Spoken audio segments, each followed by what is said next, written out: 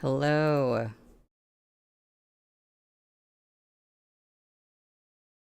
Hello, everybody.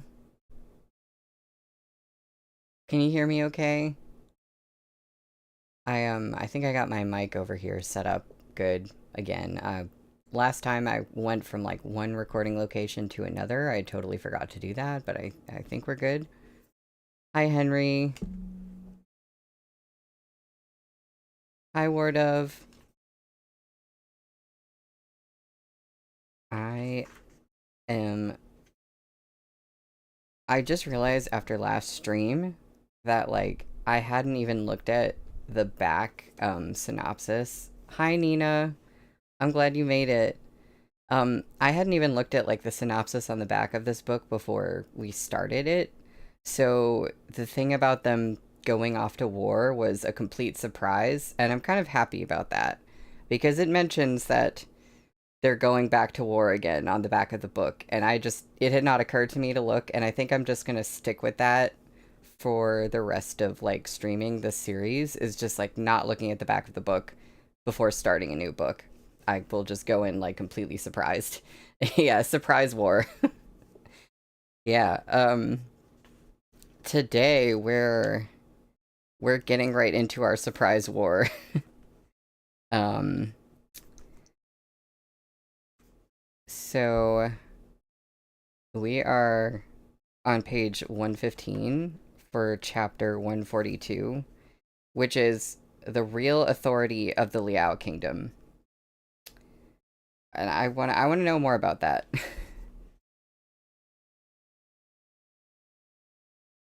2 days later, as night fell in Dazi City, the thrumming music of a chin flowed from the governor's official residence. At first, the notes sounded beautiful and sweet, but upon closer listening, they raised the hair on the back of one's neck. Listening to this melody was like catching sight of a peerless beauty in splendid dress from afar, but realizing, upon a closer look, she was a ghost with both feet floating above the ground. A green-clothed Liao Kingdom cultivator ran through the corridors toward the main hall where the Qin music was coming from. Reaching the closed doors, he crossed his arms and called out, "Guoshi! The watchtower at the city outskirts has spotted Chonghua's army approaching. They'll reach Dazi in half a shichen at most." There was no answer from within the hall. Orange lamplight shone through the white gauze at the windows. Only when that haunting song came to its delicate end did the great doors creak open. The guosha of the Liao kingdom strolled over the threshold, entirely calm. An exquisite golden mask concealed his face, and his hair was fastened with a gold filigree crown. Though he had merely the rank of a state preceptor, he wore a set of lavish yellow robes embroidered with the dragon patterns reserved for the king. Those robes were edged in silver, with the designs stitched in silken thread, refined from the tail feathers of spiritual birds. Under the moonlight, the fabric rippled with a resplendent sheen. "So soon?" The guasha's tone was unconcerned. "I'd have thought they'd need at least 3 days to make it here. Our taking Dazi has certainly made the infant on Chonghua's throne anxious." He snickered. "Those righteous troops have so impatiently hurried over to confront us. You'd better go to the city walls and make proper preparations. We mustn't disappoint our guests when they've come all this way." The messenger cultivator remained standing in place, his head bowed and arms crossed. Though the guosha spoke amiably and looked cheerful enough behind his mask, none of the messengers dared to lift their heads before him. Everyone in the Liao kingdom, down to children just learning to babble, knew that in this dark country, the most terrifying authority was not the king, but the guosha who sent him dancing like a puppet and mastered the court. This man was cruel and capricious, his actions incomprehensible by any measure of reason or rule. To him, Even the youthful ruler of the Liao kingdom was a pile of mud he could kick aside at any moment, to say nothing of his lowly subjects. In the days when the young king had just taken the throne, there had been a clan who thought to ally with the queen mother to take out this tyrant. But before the plot had gotten beyond first steps, the Guosha rendered the conspirators powerless and turned those disloyal subjects into mincemeat. The king was devastated and ran, weeping in despair, to his mother for support. But on that same cold night, the Guosha paid a personal visit to the bedchamber of the Liao king's royal mother. As though testing the new king's courage, he debased the woman before the young man's eyes. Then, laughing madly, he cut off her head. Alright, I need a moment to absorb that. That just happened.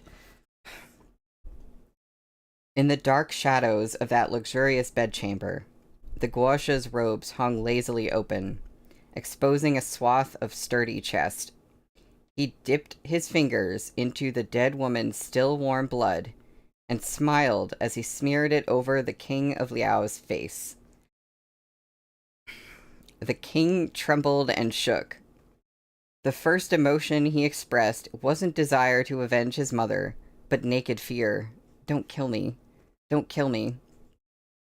The Guosha flashed an insincere smile, his tone unreadable. Don't kill you. You certainly are a coward. The young ruler sobbed. Guosha, please, please, I'm begging. But that's not so bad. He examined the bloodstains on his fingertips, lips curving slightly. Were you as daring as your mother, you might provide some entertainment. But keeping you would be like raising a tiger. It's better if you're a craven weakling. Between this ruler and his subject, it was plain who held real power. A wealthy and prominent citizen of Liao had once directly admonished the Guosha along these lines, saying he should simply usurp the throne. The Guosha, however, had no such intentions. What's so interesting about being king? It's too tiring. The position of Guosha is better, far more tempting. All my life, I've wanted to be Guosha more than anything else. The man smiled, syrupy sweet. Don't pressure me to take the throne. I'm a gentle creature. I don't have such beastly aspirations. It was true that the Guosha didn't aspire to beastliness. He was a flesh-eating and blood-sucking monster by nature. But he also loved to put on a show of gentility.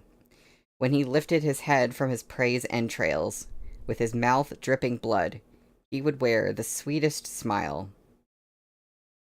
All across the vast continent of the 9 provinces, everyone knew the Liao kingdom wasn't ruled by the king, but his perverse Guosha. Here was the real master of this dark nation.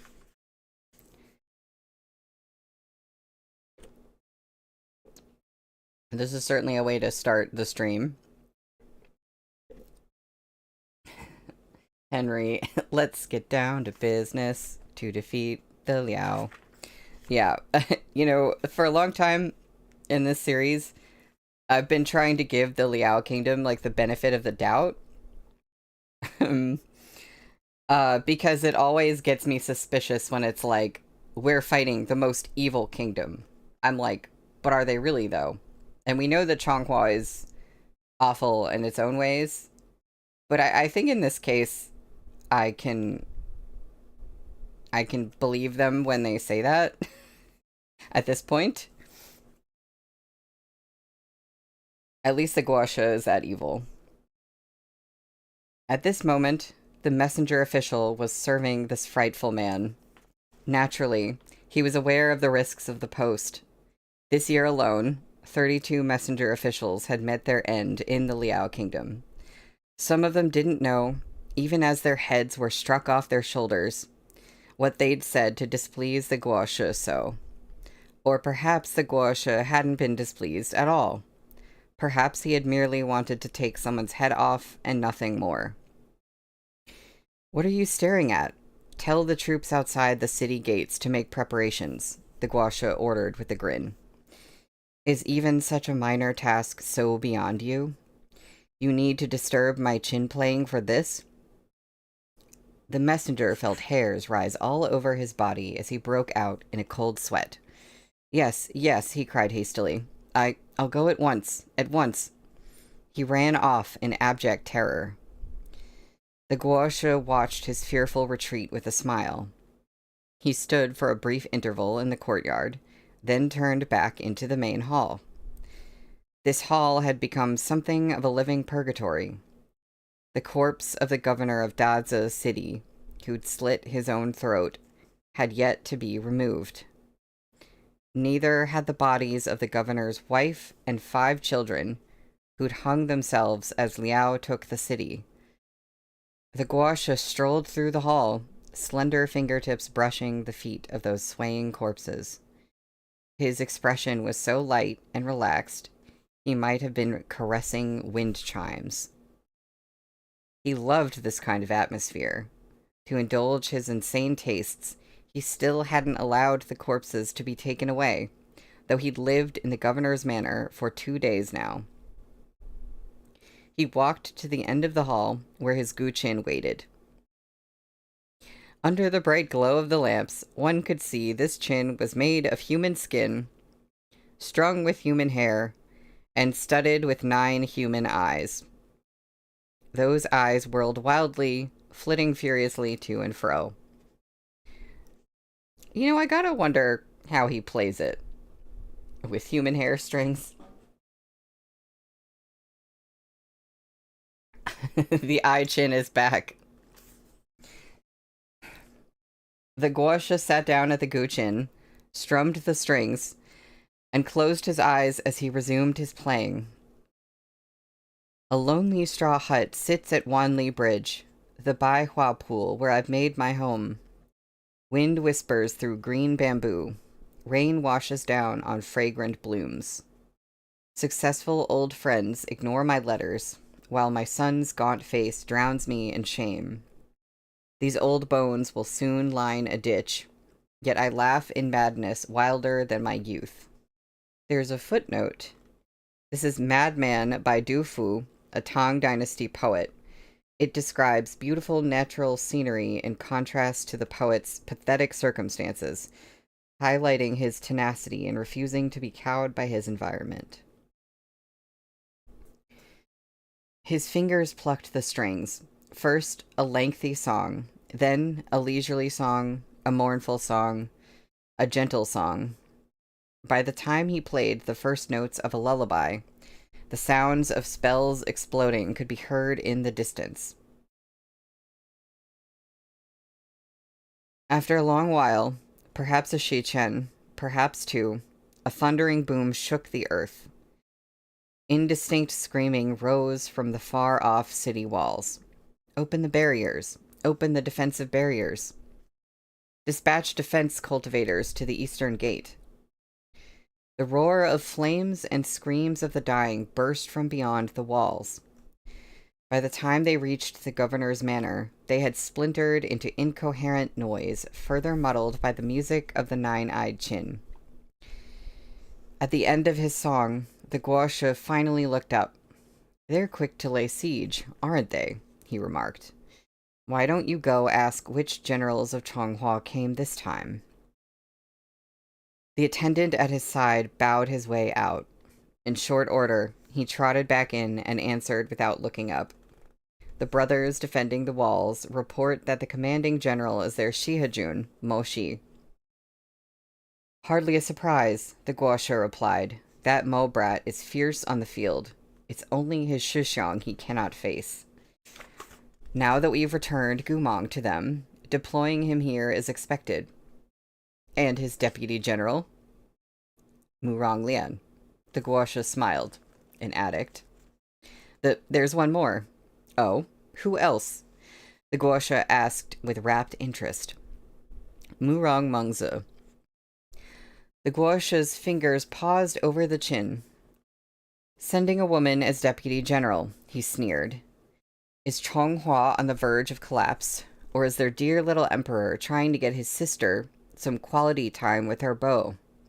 Murong Mengzi, a healer with a withered core for deputy general. How many men did Chonghua give her? 50,000. The guosha snickered. 50,000. Murong Mengzi may know a few battle tactics, but her body is weak. Is she not afraid of dragging the others down? What thick skin that little girl has. Just as the guosha says. Oh, that reminds me. The guosha paused. What of Gumong? I hear his relationship with Moshi improves by the day. Moshi even took him back to his own manor as a servant. Will he be present for this battle? Sorry, I just have to pause for a second because... Do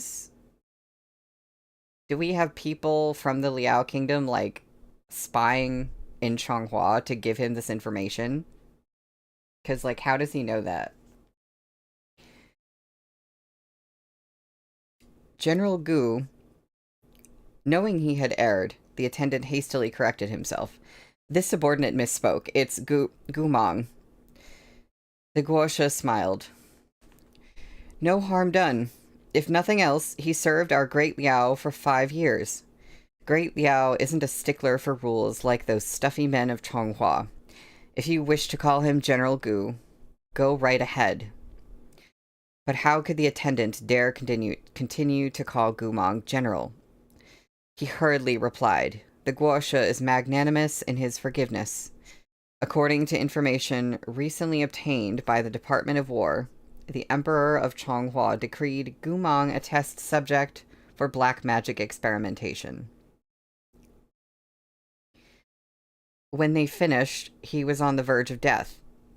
Without the beneficence of an immortal ascended to the highest of heavens, or bathing in divine tincture of life, he couldn't possibly have recovered sufficiently to come to the front lines.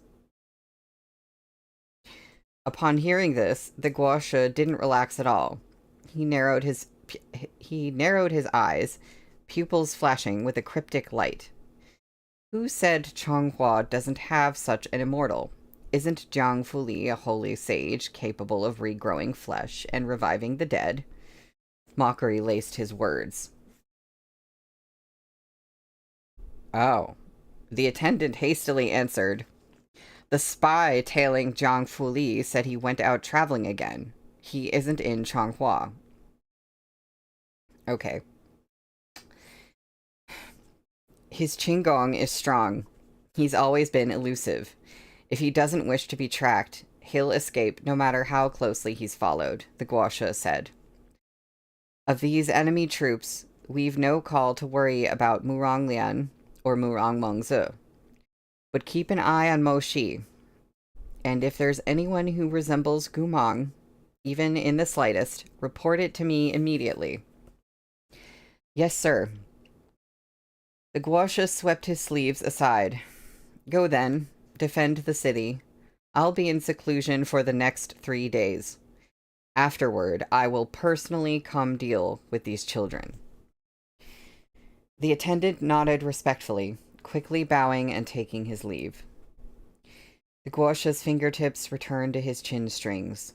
With a few gentle plucks, he resumed playing that drawn-out melody. Successful old friends ignore my letters, while my son's gaunt face drowns me in shame. These old bones will soon line a ditch, yet I laugh in madness wilder than my youth. The night deepened, and the distant shrieks of men and far-off boom of explosions rang clear through the air.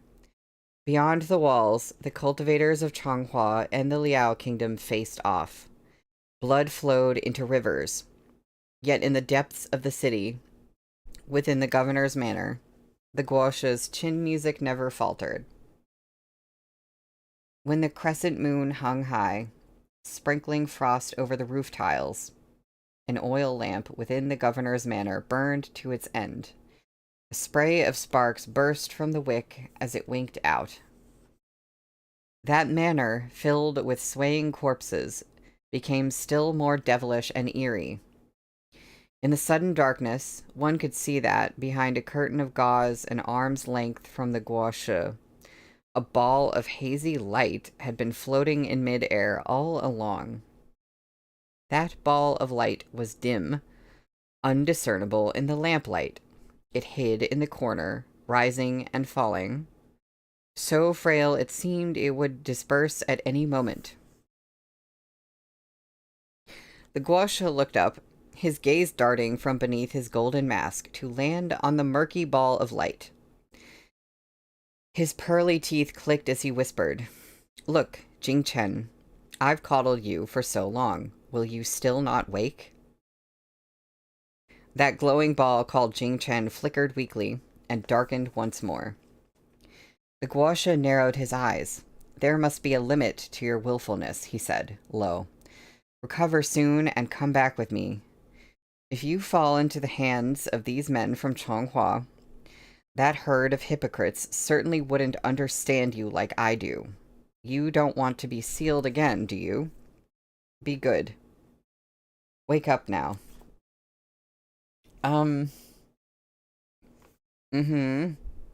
Now, hold on, because the beast, the what's it, the blood, I forget what it's called, but the something beast, the demon blood beast is, like, beneath a lake, right? And the seal is coming undone, but it's still beneath a lake. But I don't know what this is. So that's concerning.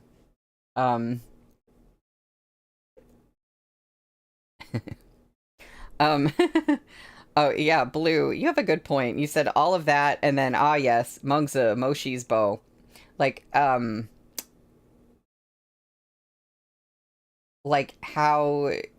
does the Guasha have so much information about Moshi and Gumong and still not, know what's up with that? I mean, he probably does. He probably was just saying that anyway, but, the demon blood beast is already recovered.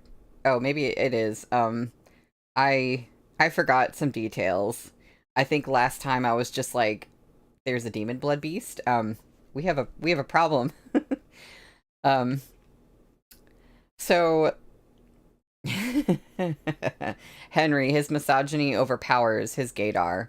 Yeah, that might be it. Yeah. So the next chapter, chapter 143, is called Sharing a Bed. Totally different vibes there. On the outskirts of Daza City, as the first rays of dawn pierced the clouds and the rosy glow of sunrise spilled over the earth, the opening battle came to an end. The ancient frontier city emerged from the morning mist. After soaking in a bloodbath all night, it looked like a massive and exhausted beast, lying on its side upon the sprawling earth. The torn-up tiles were its abraded flesh, the moat dyed red, like fresh blood flowing in gouts from its wounds. Piled up corpses, both the soldiers of the Liao army and the cultivators of Chonghua, heaped atop one another in disarray, were scattered beneath Daza's city wall like ants. This was only the first battle. No one would come collect their brother's remains while the war still raged. Moshi and Gumong had long since grown used to the sight, but it still left them bone-weary. "General Mo, are we withdrawing?" Our enemy reacted swiftly. They took heavy losses last night, but their secondary defensive line adjusted their tactics to fight us to an impasse within an hour.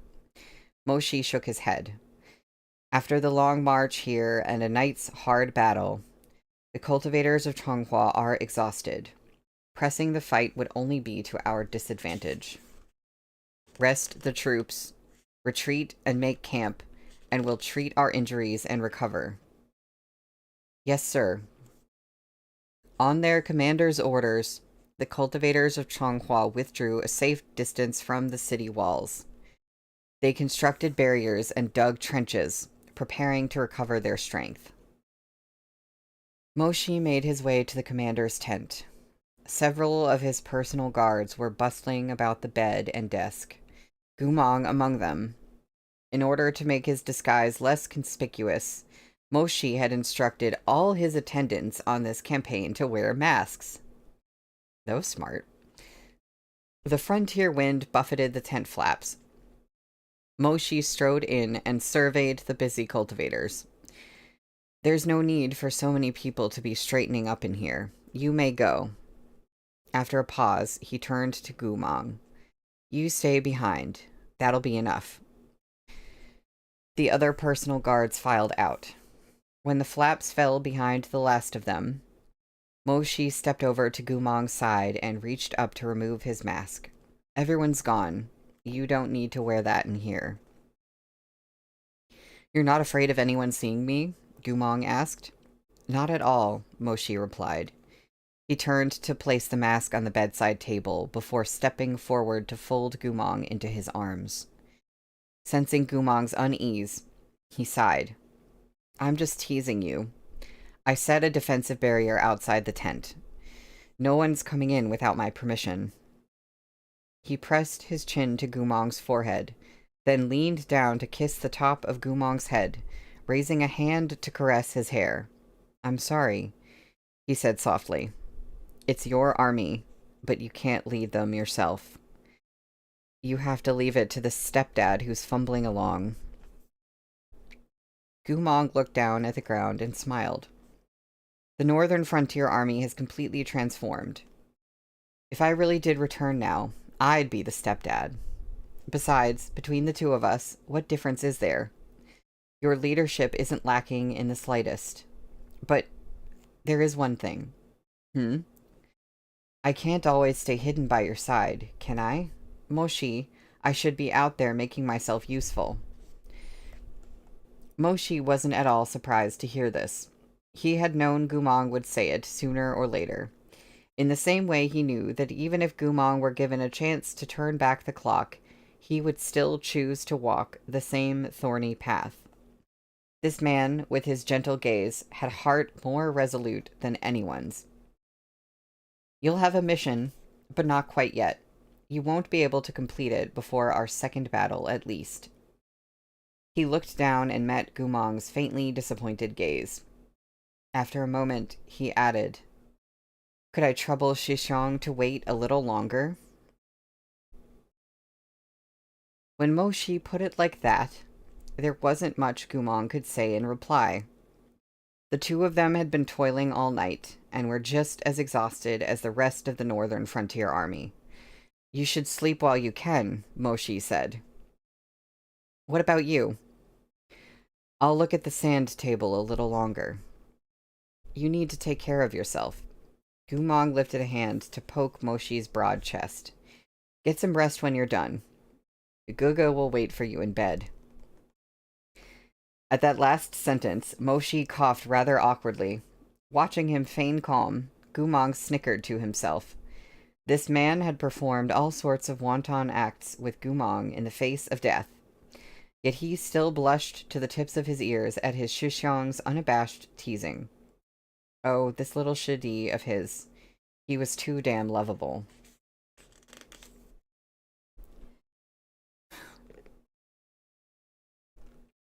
Blue. We're all just making Mulan references today.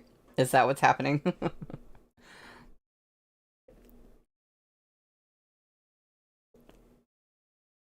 Also, Blue, you're correct. Someone needs to stop Meatbun because the analogy at the beginning of the chapter was insane. I kind of just, I didn't even know what to say.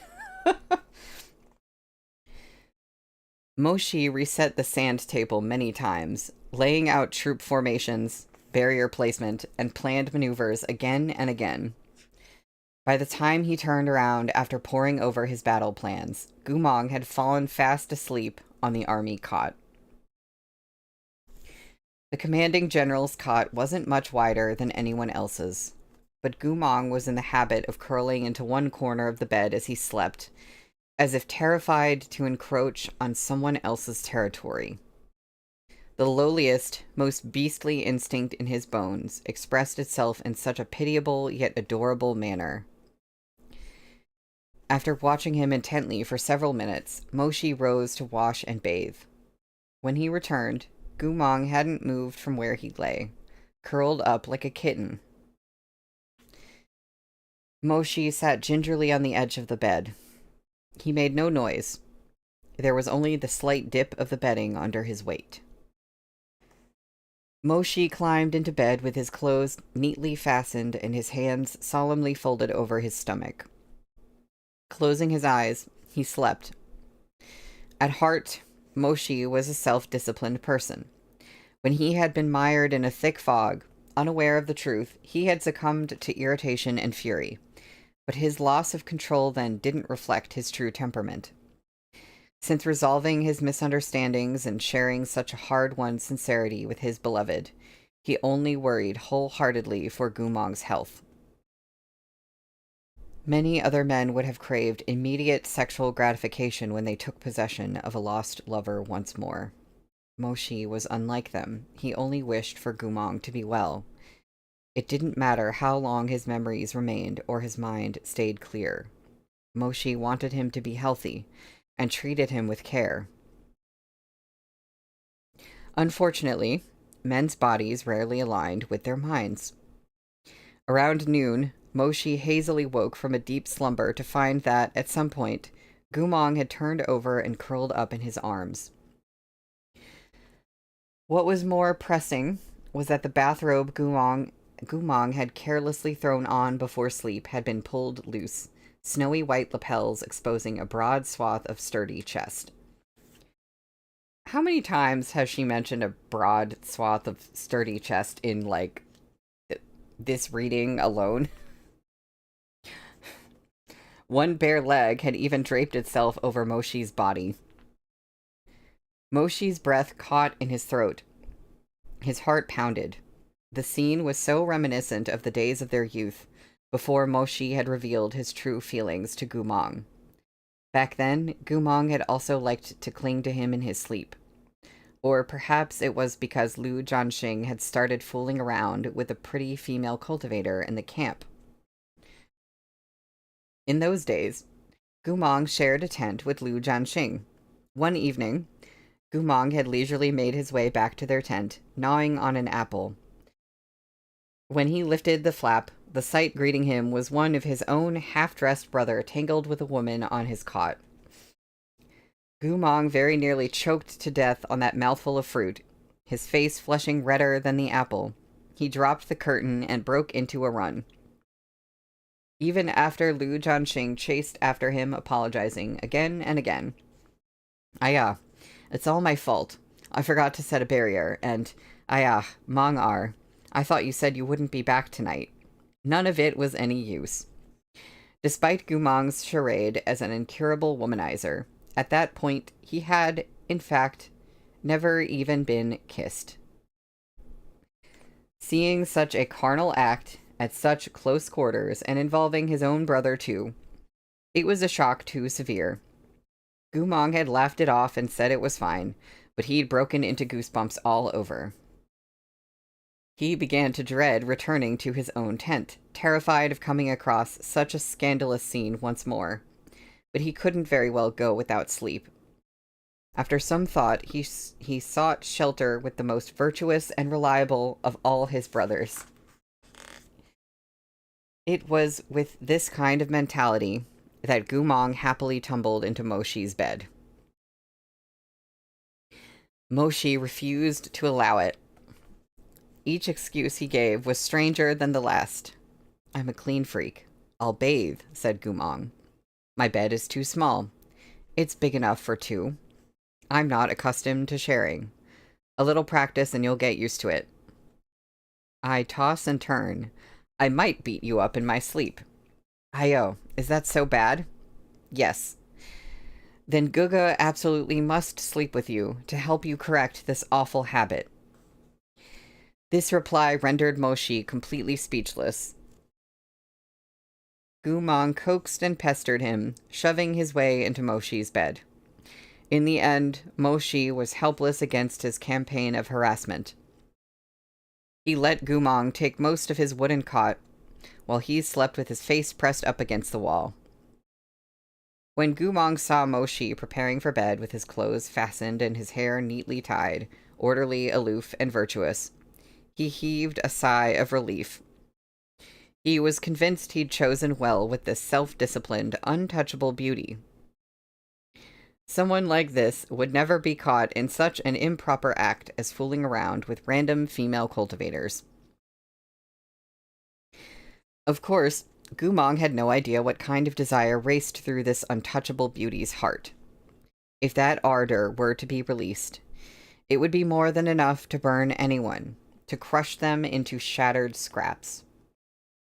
And this desire was born because of him. It yearned to pour into his body like a flood. Gumong slept very soundly during that time, far from the nightmare his Luge had visited upon him.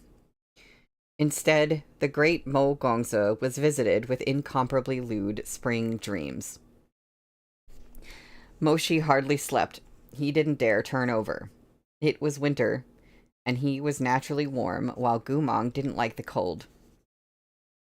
After Gumong fell asleep, he always unconsciously pressed closer to Moshi and wrapped his limbs around him.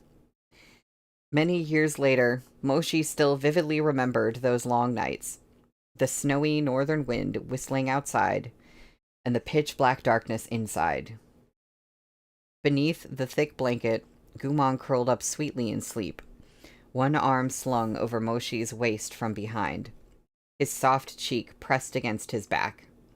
From time to time, he had nuzzled against him as he dreamed. In those days, Gumong had truly believed that young Master Mo was indifferent and aloof. He never realized the kind of willpower this apparently dispassionate young man was exerting to suppress his wild hunger, his beastly desire to turn over, pin Gumong to the bed, and devour him. Gumong merely noticed that Moshi either woke up much earlier than him, or else was only willing to get up after he left the tent. He refused to get up at the same time, no matter what. Moshi also seemed to have come down with some sort of chronic inflammation. There's a footnote. In traditional Chinese medicine, inflammation is associated with an accumulation of excessive heat or male yang energy within the body. Either those pretty eyes were spiderwebbed with red, or there was a sore on those thin lips. He looked as if he hadn't slept in weeks, with bruises under his eyes that could only come from persistent insomnia.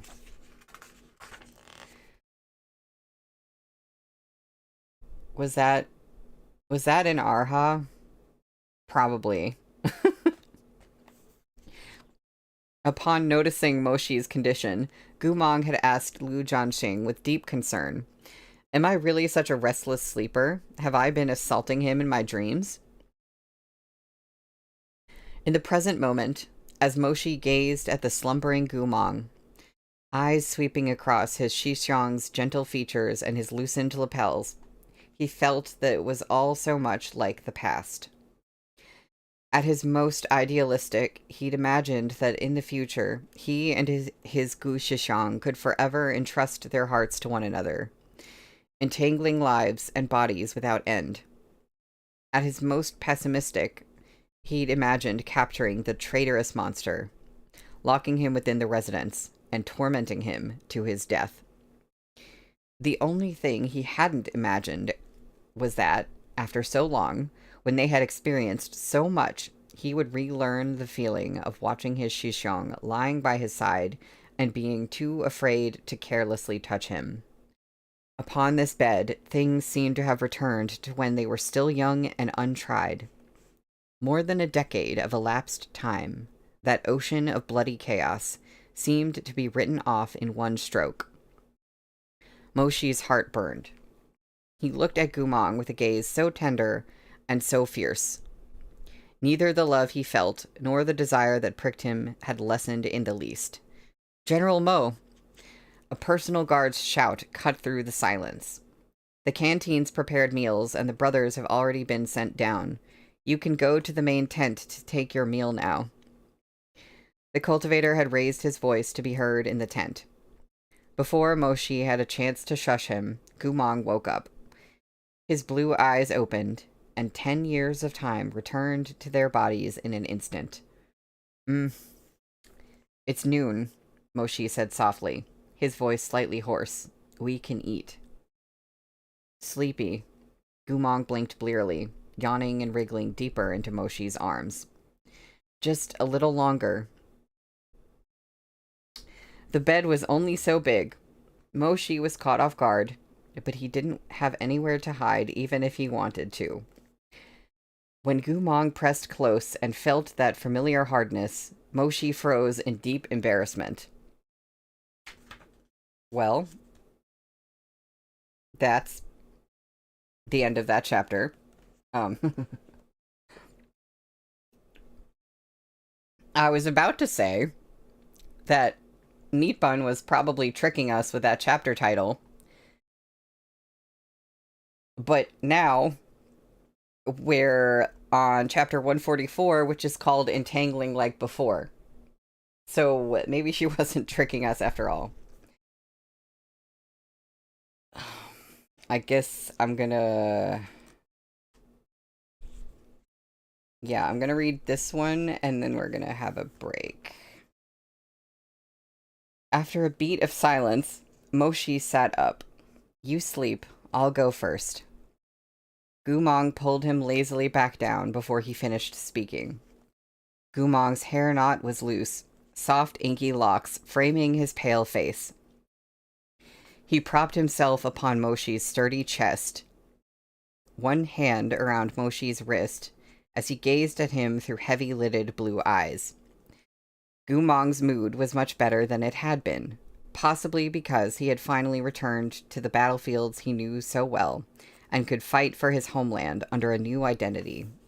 Oh, are you going to go out like this? He teased, grinning with his canines peeking out.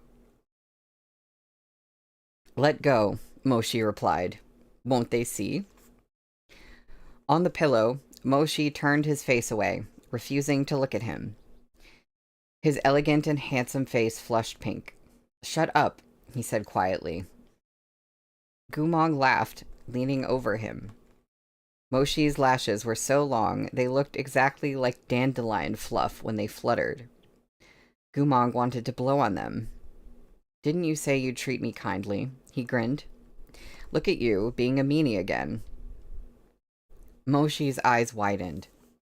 It had been too long since he had experienced his Shishong's shamelessness. Look how Gumong had teased him first, then turned around to accuse Moshi of being mean. Outrageous. And there's art.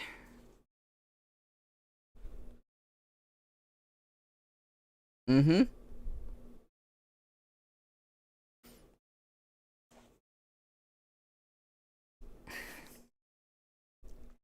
Watching his phoenix eyes framed by those dark lashes, Gumong couldn't hold himself back. He dipped down and blew on them for real. Moshi instinctively closed his eyes and turned aside, exasperated. Gumong, could you not? The words turned into a muted groan. While his eyes were shut, Gumong had swung a leg over him to straddle his waist. As he leaned down to kiss Moshi on the cheek, he simultaneously wrapped his fingers around Moshi's burgeoning erection. Moshi's eyes flew wider still. Pupils dark, he stared at Gumong with a mix of astonishment and unease. The jut of his throat bobbed as he warned at a low growl, Don't mess around. Your injuries. They're pretty much healed, Gumong replied. The Fey Wolf blood tempering wasn't for nothing. Pretty much isn't good enough. If you relapse, Jiang Fu Li isn't here to help. Gumong bent down, pressing their foreheads together. If you keep repressing yourself like this and end up with some kind of personality disorder, Jiang Fu Li isn't here to help with that either. Gumong. Gumong, of course, ignored him. It wasn't as if Moshi would kick him off the bed, but Moshi's gaze was distracted and anxious. Beyond that flicker of desire, his eyes were an ocean of worry. Gumong sighed and straightened, gathering his hair into a loose bun. Really, if you don't believe it, why don't I show you? At this, he slid his white robe down over his shoulders. It wasn't the first time Moshi had seen Gumong's bare torso since he returned to Chonghua, but the previous occasions had been accompanied by rage, shock, grief, and other intense emotions, or the light had been dim. He had never closely examined Gumong's body. Old scars indeed made up the majority of the marks on Gumong's physique. Though traces of his newer wounds remained, they were quickly disappearing. I can't remember all the details, but the Fey Wolf the Liao Kingdom infused into my blood was probably similar to the demon blood beast, Gumong explained. Don't the stories say the demon blood beast is an immortal monster? As long as it's unsealed, its flesh and soul will reassemble, even centuries after its demise. It'll rise like a phoenix from the ashes. That's just a legend, Moshi replied. Right. No one knows if it's true, since no one's ever lived for centuries. As Gumong spoke, he took hold of Moshi's hand. But the regenerative properties of the demon blood beast are real, and the Fey Wolf the Liao Kingdom made in its likeness possesses the same kind of ability. They tempered its blood into me, so... He brought Moshi's lightly calloused hand to his own cool skin. The scars from Sishu Terrace were still visible, but barely registered to the touch. I'm the same, Gumong said softly. Beneath Moshi's fingertips was lean muscle. Gumong took his hand, moving it to caress every inch of his body. Moshi couldn't name what he felt. Slight reassurance or even greater heartache. The wounds Gumong had received were fast disappearing. It was true. But if his body retained few scars, perhaps the suffering Gumong had endured was far deeper than the eye could see. But these old scars are staying, Gumong said. Like the ones from fighting with Muranglian when I was younger, and a few others, he murmured, touching his shoulder. On his left shoulder was that petal-shaped mark. Whether it had been there since birth, or was from some injury he sustained, as a child, even Gumong himself didn't know. How could I forget about that?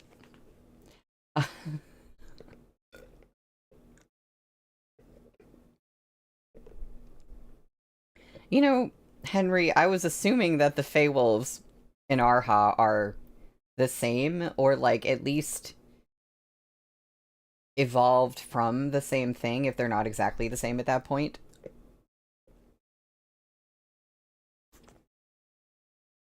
Honestly, I've always thought these scars were pretty ugly. It would be nice if they would disappear, Gumong said.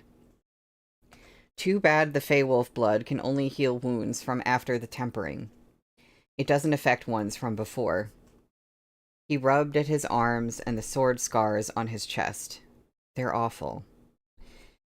In answer, Moshi pulled him down into his arms and captured those soft lips. Between tender kisses, he murmured, "What are you thinking? However many scars you have, they're all beautiful." Gumong's limbs went weak from those kisses. As their tongues tangled, wet and hot, their mutual lust could no longer be held back. But Moshi was no longer that youth who had just come of age. His mind was still clear. He knew his Gumong Guga always indulged him, telling him, "It's fine," and "This is great," and "Don't worry." Gumong had been like this when they were first together, and now was no different. 10 years ago, Moshi had taken it as truth, That silly youth heedlessly poured all of his strength and passion into his Shiga's body. 10 years on, Moshi was wiser. That silly youth had become a hero, a pillar of Chonghua, and had grown into a man his Gumanguga could no longer so easily deceive. Moshi turned Gumong over onto his stomach. "Press your legs together," he said lowly. Mind made hazy by Moshi's kisses, Gumong did as instructed, lying atop the bedding. After a moment, he felt Moshi's weight bear down on him, followed by a hot and hard length shoving between his thighs. Though Moshi hadn't actually penetrated him, the feeling of him thrusting between Gumong's legs was intense enough to make his scalp prickle. "Relax, don't worry." Moshi retrieved some wound salve from the head of the bed. Okay, sorry. Sorry, I just... Let me read that. Moshi retrieved some wound salve from the head of the bed and spread it between Gumong's legs for lubrication. I don't know why the first thing I think of when I think of wound salve is that it will be, like, tingly. So, I really hope it's not like that. Face down, Gumong murmured, "Where do you learn this trick?" Silence. Just as Gumong thought he'd say something like, "I came up with it on my own," he heard Moshi reply with, "That present you gave me." It was a moment before realization struck. Holy shit, you don't mean that porn booklet. Moshi didn't reply. He reached out to cover the back of Gumong's hand where it clutched the bedding, and wrapped his other hand around Gumong's waist, chest pressed against Gumong's graceful shoulders, pinning him down. He began to slowly move between Gumong's thighs. At first, Gumong still pestered and needled him. "That one I gave you when you came of age? Didn't you say you were going to light it on fire? And that you'd close down that bookstall? You little..." He couldn't speak anymore. Each one of Moshi's long strokes brushed his entrance, and the salve had smeared everywhere, becoming slick heat between his burning thighs. As Moshi held him down and ground against him, Gumong could no longer tell if the wetness was from the salve or if it was his tempered body's uncontrollable reaction. Moshi reached down and took Gumong's erect cock in hand. Electricity arced up his spine, and the sensation of Moshi thrusting between his thighs became all the more vivid. Try as he might to restrain himself, Moshi's passion blazed ever higher, his thrusts growing more intense, his breathing deeper. Several times, Gumong felt Moshi pressed up against his slick entrance. He merely needed to push forward to fuck him for real. This unresolved tension was tortuous. Gumong didn't know if Moshi was trying to cherish or torment him. Or perhaps such torment was irrevocably involved in cherishing someone. There would always be things one could yearn after but could not ask for, and things one could ask for but could not rush. Gumong lay on the bed as the bamboo cushion shifted beneath them, half of it crooked and slipping down, the entire cot creaking as it swayed in time with their low gasps. When Gumong came, Moshi had inadvertently pressed his cock against his soft entrance as he thrust intently between his thighs. Only then did he discover Gumong's hole was soaking wet, clenching hungrily. The instant the head of Moshi's cock breached him, even slightly, Gumong couldn't hold back a hoarse cry. The sensation drove him to shudder as he came all over the mat. His body sagged, pathetically limp. Gumong's blue eyes misted over. He was on the verge of weeping. Inside. "Gumong, I can't bear it. Please, get inside me." Perhaps it was the demon blood again. Gumong wasn't anywhere near satisfied after he came. His need only grew sharper. He rubbed himself against Moshi's cock, back arching, deliriously wishing for Moshi to possess him totally. Moshi took a deep breath. A vein pulsed at his temple. His throat was terribly dry. Even his eyes seemed to have been burned red by desire. He watched Gumong begging beneath him. His Shushong skin flushed the pink of peach blossom wine. Those azure eyes were half-lidded, overflowing with yearning. Once the lust of a demon beast was awakened, it was near impossible to contain. When he'd fucked Gumong on Bat Island, he'd thought it entirely the effect of Wu Yan's incense. Now, he could see it wasn't so. Wu Yan's aphrodisiac had an amplifying effect, but the desire of demons in heat was inherently this intense. Gumong was almost sobbing. Moshi, I can't take it anymore. He swallowed hard, the ends of his eyes red. I want you. Moshi's full cockhead was still flush against Gumong's entrance. Gumong seemed to be afraid he might pull away. He turned his head, gentle eyes brimming with tears, as he turned that imploring gaze on Moshi. Heat pooled in Moshi's stomach. He found himself taking a deep breath as he gripped Gumong's sturdy waist. He scooped another 2 fingers of salve from the container and smeared it over where they were joined. It was hardly necessary.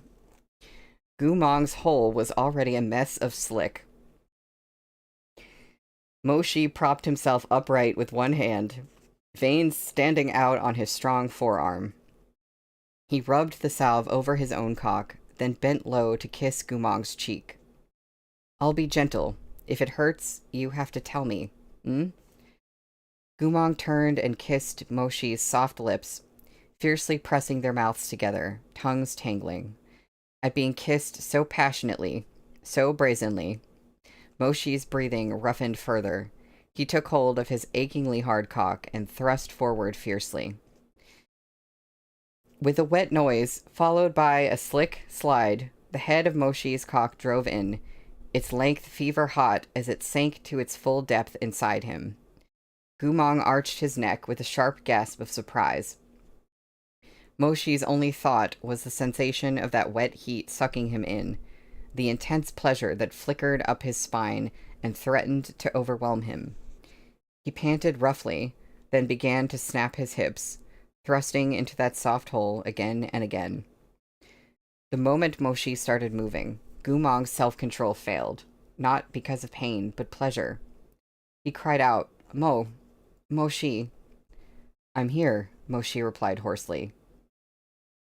The force of Moshi's thrusts sent Gumong's body shuddering as Moshi pinned him beneath his bulk. The hair at his brow was in disarray, his pretty blue eyes glassy. He moaned, calling Moshi's name. He made no declarations of love, nor speak any sweet words. Just the sound of his name made Moshi's heart burn, made him buck forward more wildly. Deeper, right there.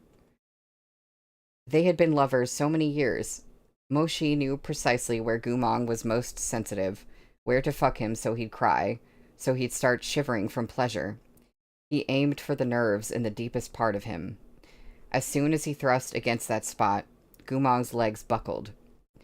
He was incapable of anything but whimpering beneath Moshi, the heat of his body sucking his cock tightly in, clenching down again and again. Fuck me, Moshi. Moshi flipped him over, kissing his berry red lips and sealing his sobs between their mouths. Their hearts thundered, the warmth around them building to a terrifying heat. What had any of this world to do with them? They needed neither time, nor hatred, nor sins, nor a new dawn.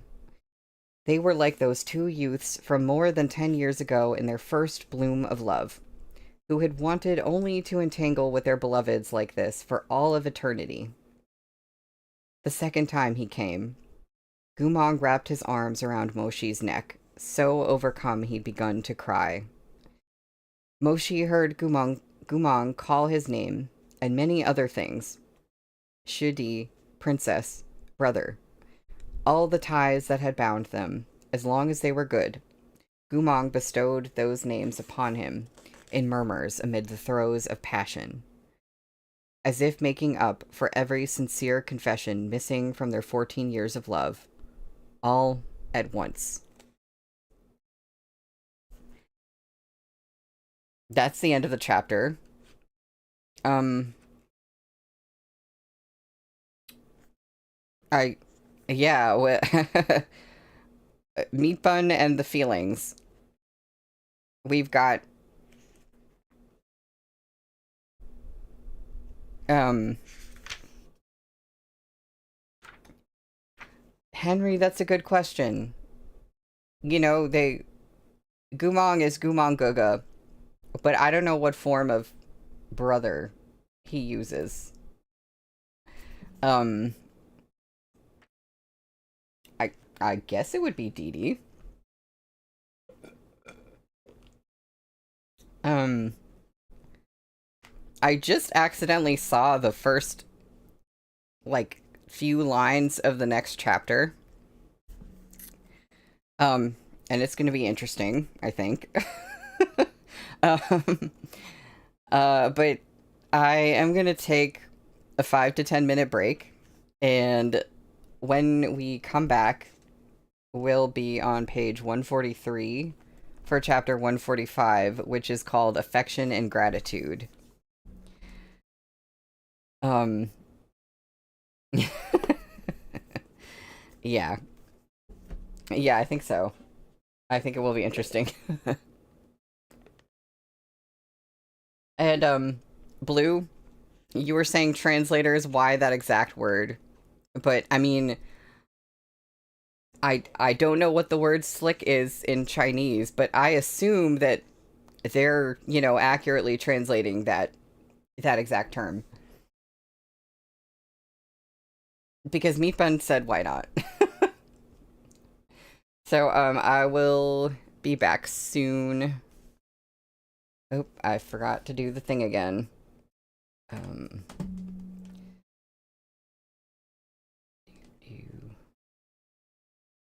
I always need to open the little be right back thing before starting the stream, and I always forget.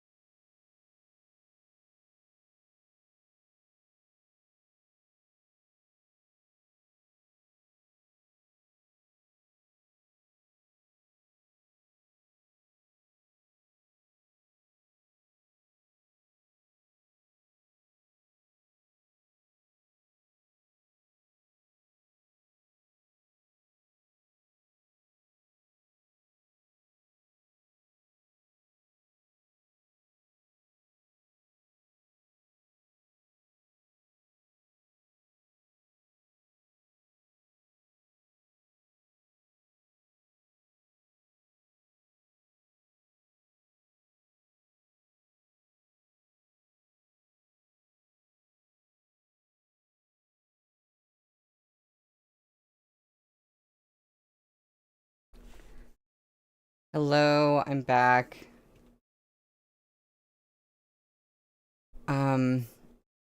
Henry, I kind of I kind of agree with you. I feel like Meatbun is like this close to writing Omega Verse.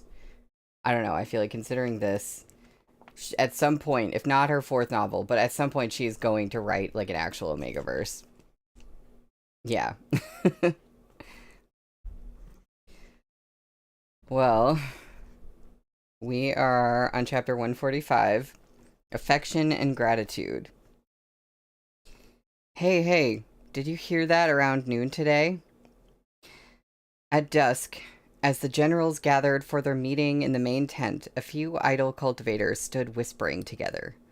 Are you talking about those noises coming from General Mo's tent? Yes, you heard it too? I thought there was something wrong with my ears. I don't know. No one dared get too close to General Mo's tent. It was probably something else. In any case, it's General Mo. The cultivator licked his lips awkwardly. How many battlefields have we fought on together? We know what kind of person he is. He wouldn't fool around with any girl in the camp.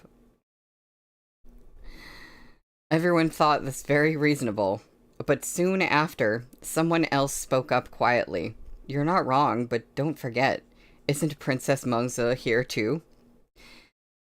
As soon as he mentioned this, many widened their eyes in realization.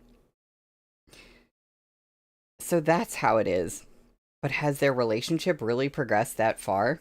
Probably not. Why not? Xiaohua from the neighboring camp told me not too long ago he ran into General Mo and Princess Mengzi flirting in an alley during the Dragon Boat Festival. Princess Mengzi was dressed as a man and even wore a mask, but Xiaohua caught them as they were just about to kiss. General Mo was super alert and hid Princess Mengzi's face right away. Tisk, that protective instinct is really something. The crowd exclaimed in astonishment at every sentence. Almost all these nosy cultivators were now convinced Princess Mengzi had paid a visit to Moshi's tent at noon and had a roll in the sheets with him. Even by conservative estimates, they were making noise for at least a shichen, right? Stepdad's really got it. But the princess is in such poor health. Is she okay? Some of these cultivators had so much time on their hands, they felt compelled to voice their deepest concerns. Does His Imperial Majesty know about this? Our stepdad's not doing this the right way. He hasn't even married her, yet he took her to bed. Awful. What if the princess gets with child? Within the main tent, Gumong was sitting by the wall with his golden mask on. He let out a low sneeze. The generals were discussing strategies for the next battle, and a sizable crowd had gathered. As an unremarkable little attendant, Gumong had found himself a similarly unremarkable corner. But when he looked up after sneezing, he saw Moshi standing with his arms crossed by the sand table, gazing at him from across the tent.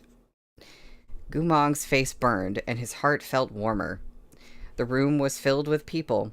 Before the sand table, Murong Lian chewed on the mouthpiece of his pipe as he gave his insights, while Princess Mengzi, in gold-trimmed black, with her hair tied in a gold ribbon, stood to the side and intently listened. The squadron leaders and troop commanders were likewise gathered around the sand table, peering at the diagrams, along with the attendants each officer brought. Yet Moshi had specifically looked at him over the heads of so many, just because of a sneeze. Under all those watching eyes, Gumong suddenly felt timid. He wanted to gaze back at Moshi, but was terrified someone might notice. He had little chance to ponder it. Mengzi quickly refuted Murong Lian's strategy.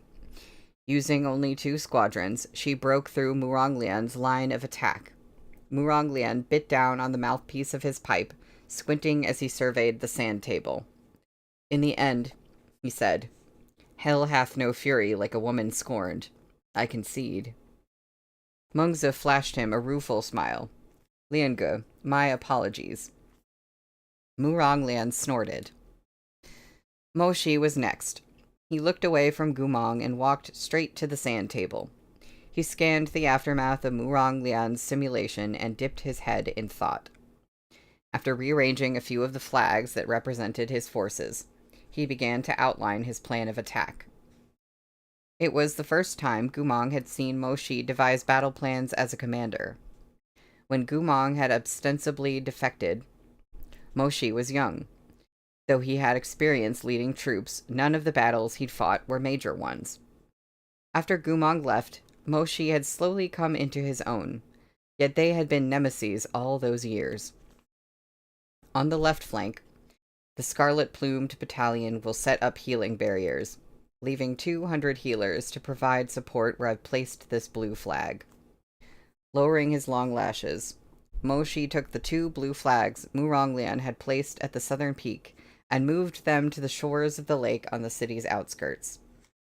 3,000 soldiers from the Northern Frontier Army will join these healers, using Xuanwu formations and demon-repelling arrays. Gumong leaned against the wall farthest from Moshi. Quietly, he watched this man become the focal point of the entire room, listened as he meticulously plotted the entire battle. Once it had been Gumong who stood there.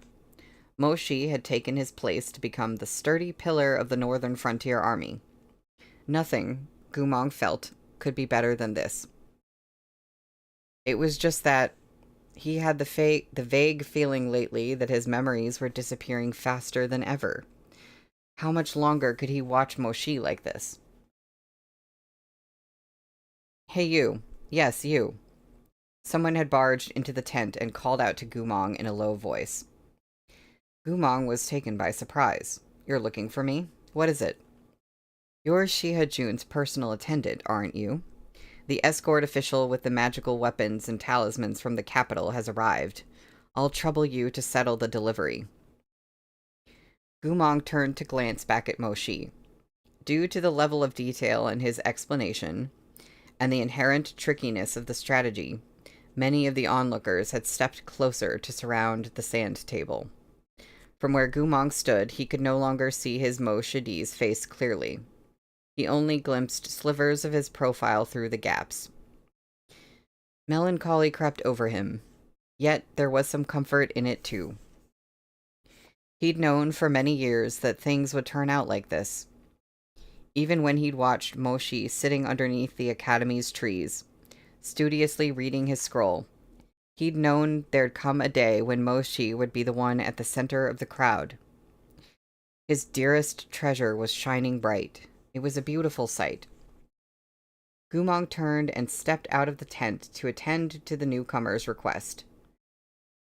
The former commander of the Northern Frontier Army was now so insignificant that no one noticed him slipping quietly away.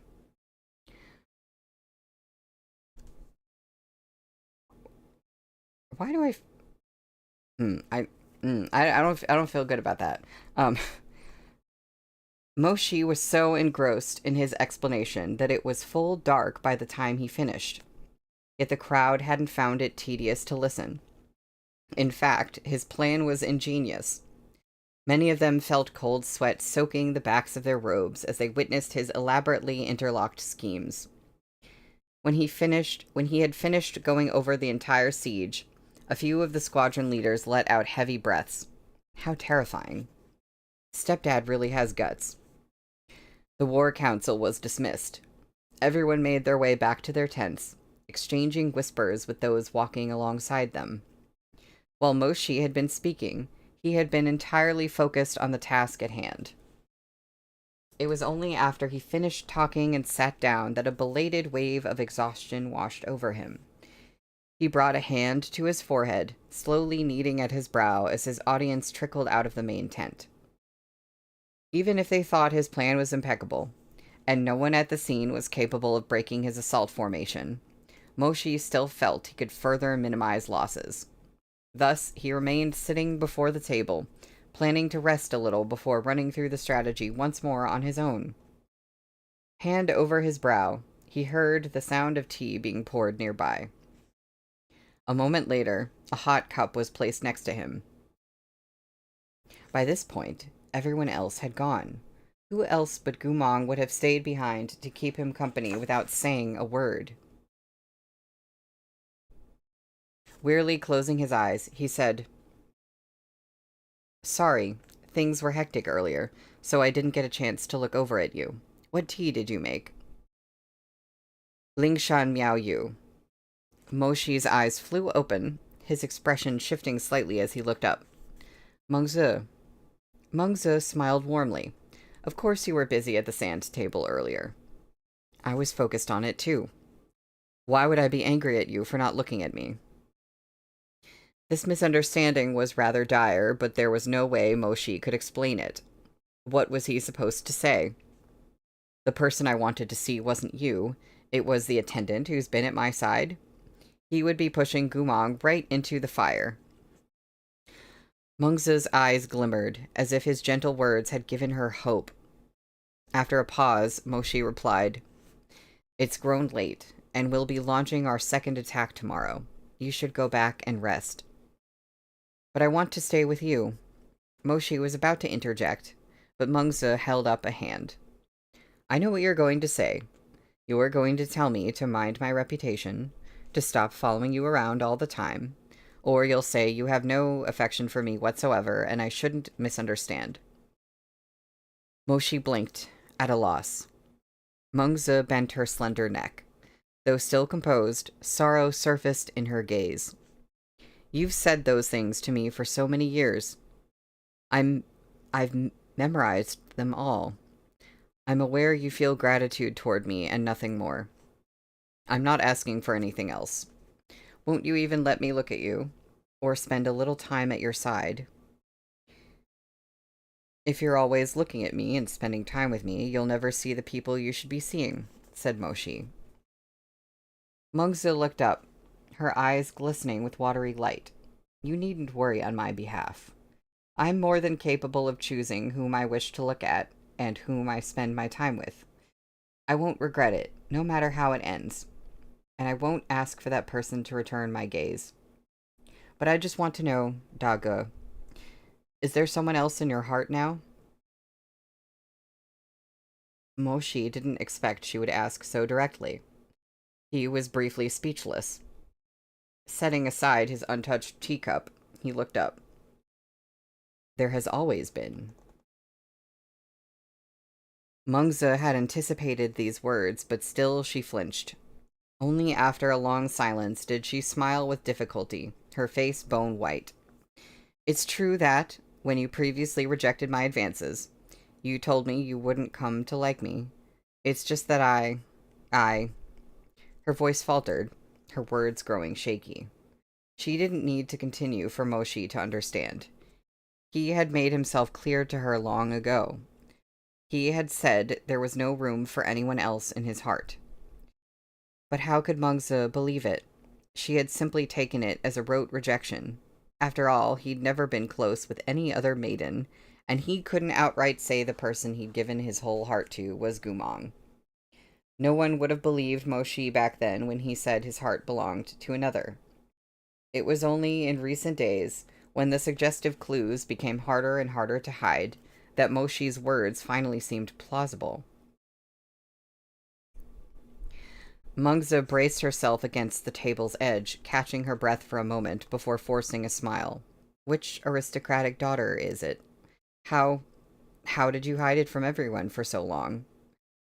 "Not an aristocrat." Mengzi's face paled further. "Is she a commoner?" Moshi truly didn't know how to answer.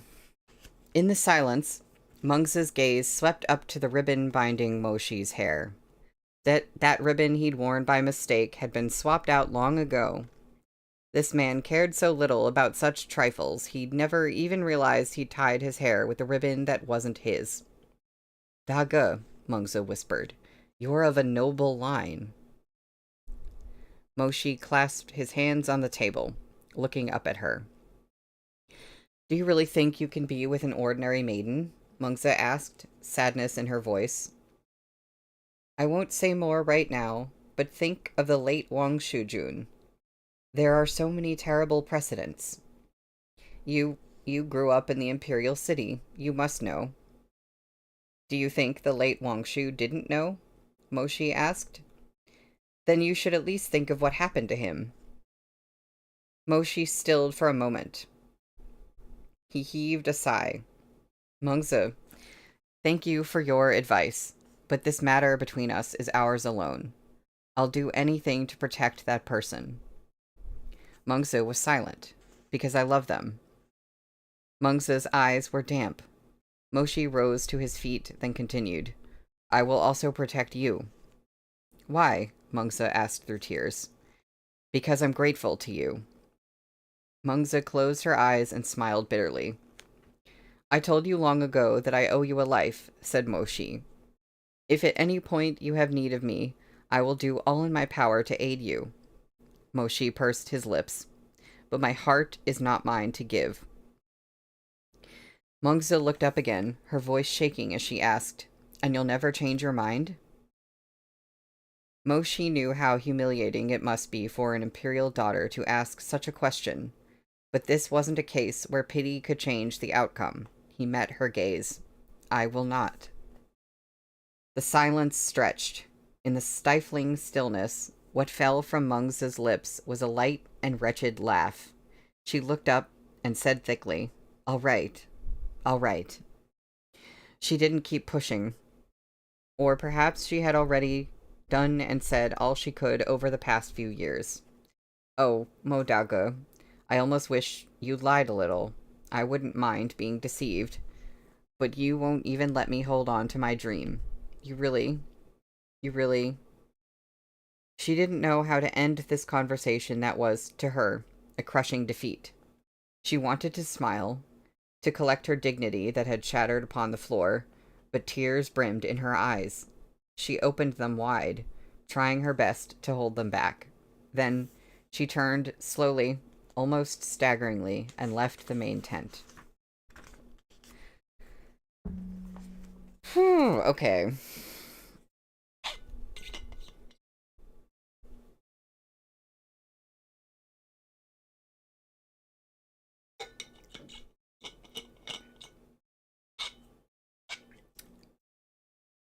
Meanwhile, the fact that everyone's gossiping about Moshi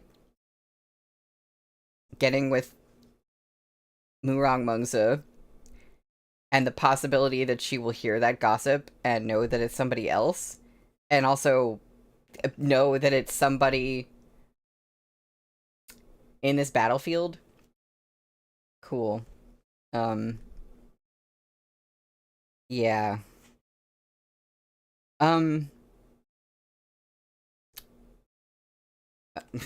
We're on chapter 146, which is called Murong Lian's Strange Behavior.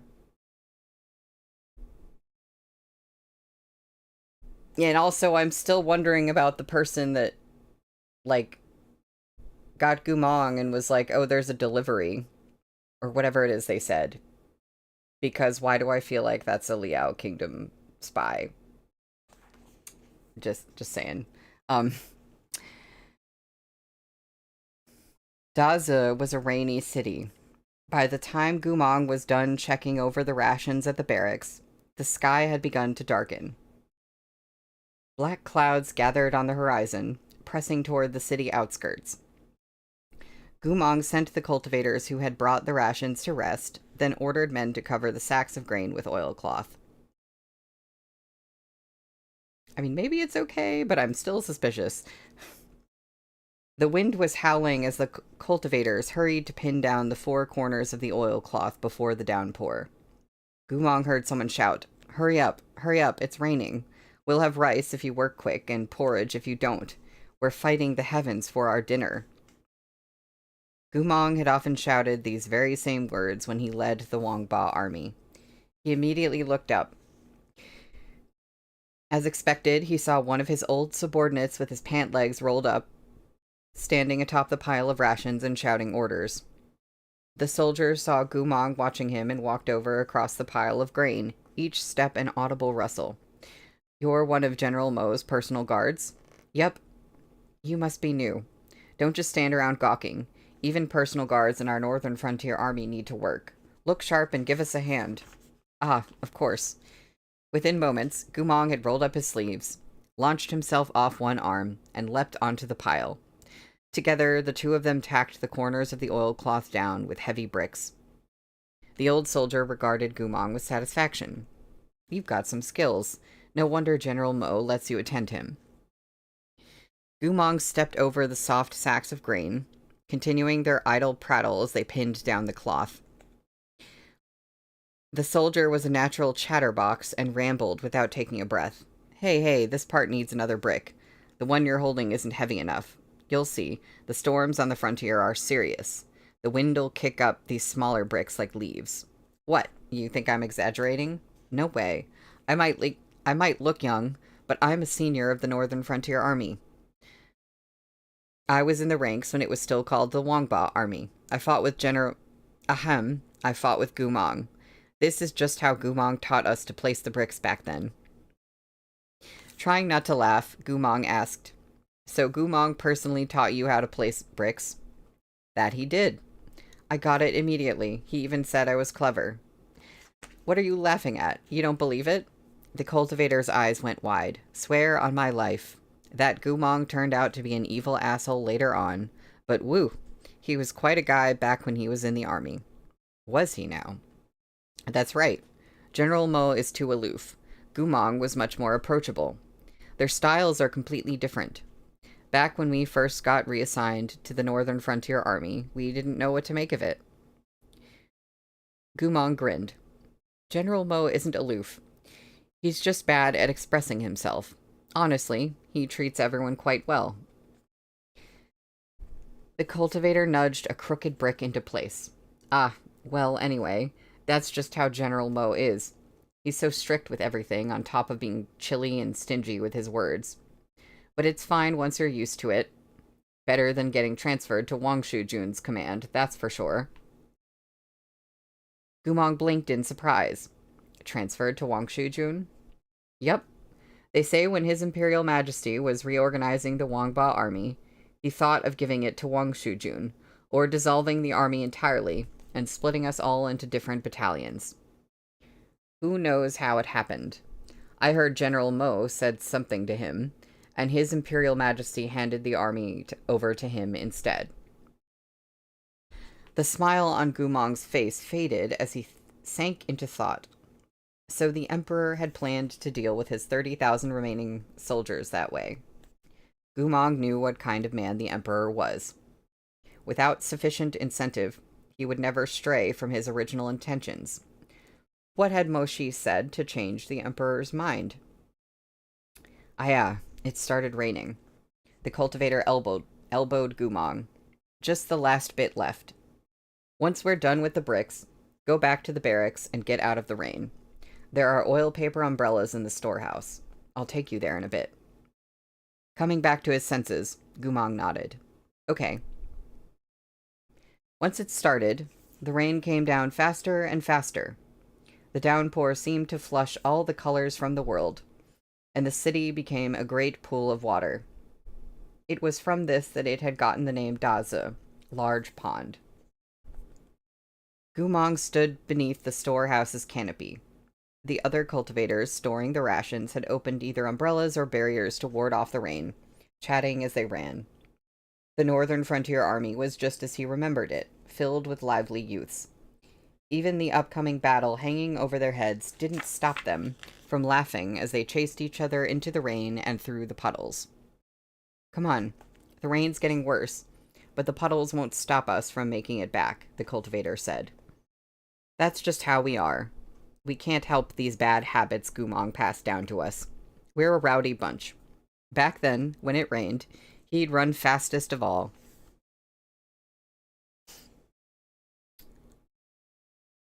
Oh yeah, Henry, the thing is that Gumong does not know about the Vow of Calamity. Beneath the roof of the shack, Gumong stood with a smile on his face. He was young then. If he were here now, he wouldn't have the energy to make such a racket. You head back first. I'll leave when the rain lets up a little. The cultivator didn't press him. He stepped bravely into the mud and disappeared behind the torrential curtain of rain. Gumong was left alone in the storehouse. He stood quietly by the wooden railing, looking up at the sky. The splashing of rain brought up the pungent smell of petrichor. Droplets gathered and streamed off the roof as puddles dappled the ground. From where he stood, he could see the cultivators of the Northern Frontier Army guffawing with arms slung around each other's shoulders. Their youthful forms receded into the distance, one after another.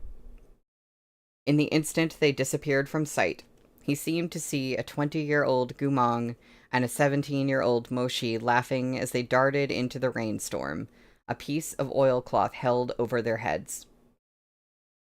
He blinked his blue eyes, and those figures blurred. At last, the rain eased up. Gumong opened the oil paper umbrella and began to pick his way back to his quarters. But as he passed the main tent, he saw candlelight shining from it. The warm yellow light reflected in the puddles, where drumming raindrops turned it into a flickering glow. Gumong stopped in his tracks. Is Moshi still here this late?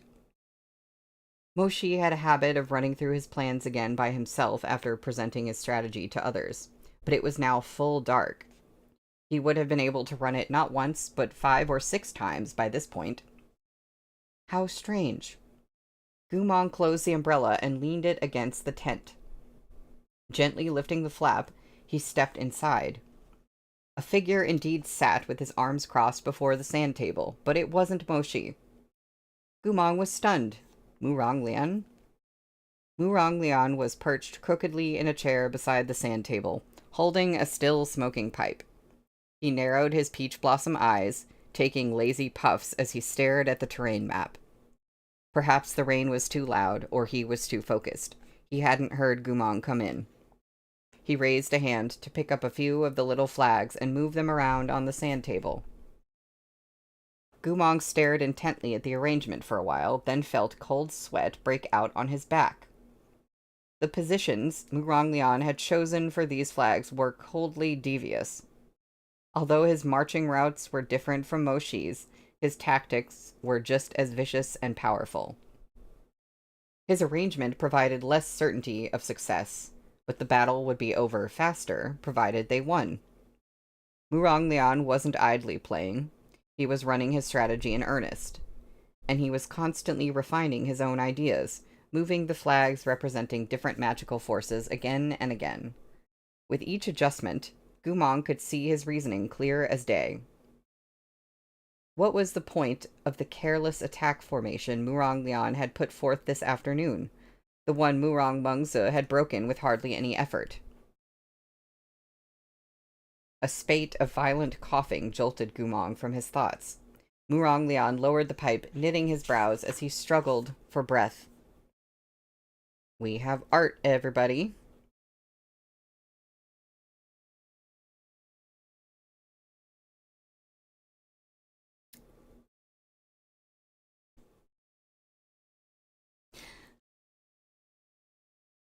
Yeah, did we only just now find out the age difference, like the exact age difference between Gumong and Moshi? I was just thinking about that. Yeah. Yeah, Henry, that too. Eyes gloomy, he pressed a hand to his chest as if trying to hold something at bay. But in the end, flecks of bloody foam still stained his lips. Murong Lian wiped his mouth with a snowy handkerchief edged in gold, his expression grim. Rising, he stared for a moment at the sand table before lifting a sapphire-ringed hand to dislodge each meticulously placed flag, slowly destroying the entire plotted battle. When his pale fingers had flicked the last of the scattered flags to the side, he collapsed into the chair. His head was tilted back, eyes closed in exhaustion. Murong Lian's silhouette seemed vulnerable and lonely in the dimming candlelight. He folded his hands, unconsciously rubbing the face of that sapphire ring. After a long silence, Gumong heard him murmur, "Ridiculous." A sigh. "Am I really not your equal?" Am I really not your equal? The words echoed in Gumong's head the entire way back to his tent. He didn't understand. Murong Lian had a sound battle plan, and he hated losing. Why fool around with half-hearted tactics during the war council?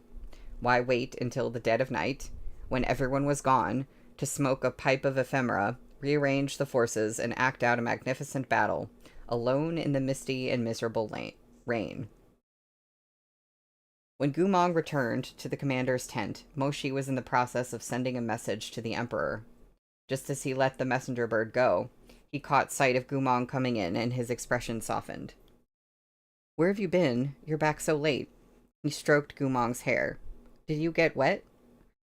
I went to check the rations they brought to the storehouse. I didn't get wet. I had an umbrella. Gumong rubbed his nose and decided not to mention what he'd seen in the main tent.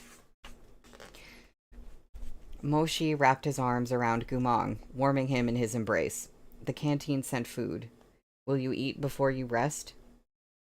Gumong craned his neck to take a look. As expected, he saw some simple dishes arranged on the table. There was even a bamboo tube nearby, keeping the rice warm inside. You didn't eat either. I was waiting for you. Gumong opened his mouth. He wanted to reprimand Moshi. You know your stomach is sensitive. Why did you wait? You could have just saved me something. But when he saw Moshi with his dark eyes so gentle, he swallowed those words back down. Sighing, he pinched Moshi's porcelain cheek, perhaps the only person in the world who could do so. He said helplessly, Oh, you. It was only when he sat down at the table that he discovered all the dishes were ones the Wangba army cultivators liked but could never afford to eat. A plate of braised pork in savory sauce, paired with steamed buns of white flour, a dish of crispy bamboo shoots and lotus root, and a warming bowl of egg drop soup. Rare delicacies they were not, but it would be no small expense to provide a serving of each for all ranks of the army. You've really improved their fare, Gumong said. Back then, if I wanted them to have some meat, I'd have to grovel, or rely on my charms to coax favors from the pretty widow running the village tavern. Moshi ladled soup into a bowl and handed it to him. You've done enough for them. You needn't sell yourself to pretty widows anymore. If you want to sell your body, you can sell it to me. Biting his chopsticks, Gumong smiled. The egg drop soup made in the barracks was cooked in one big pot, with shiny green onions stirred in. Moshi knew Gumong despised them, so he'd already picked everyone out. As he watched Gumong slurp down hot soup to dispel the rain's chill, his gaze grew unendingly tender. If anyone else in the world saw such an expression on Moshi's face, it would send a shiver down their spine. Gumong was the sole exception. He finished the soup, meeting Moshi's eyes as he looked up, and very naturally broke into a grin. Moshi sighed, fishing out his pristine handkerchief and dabbing at the corner of Gumong's mouth. Why haven't you changed a bit? You never remember to wipe your mouth after drinking soup. Ayo, young master, who's as fussy as you? I grew up eating dirt. The two of them chattered on as they ate. Halfway through the meal, Gumong paused in thought for a moment, then made up his mind to speak up. Oh yeah, Moshi, there's something I want to tell you.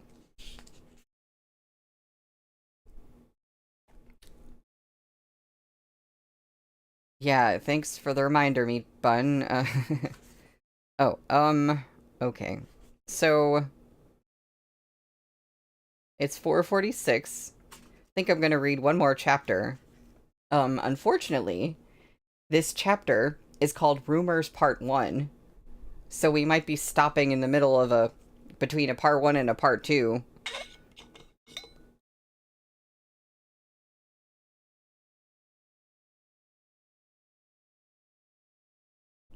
Yeah, Blue, I agree. That was big oof, Meatbun.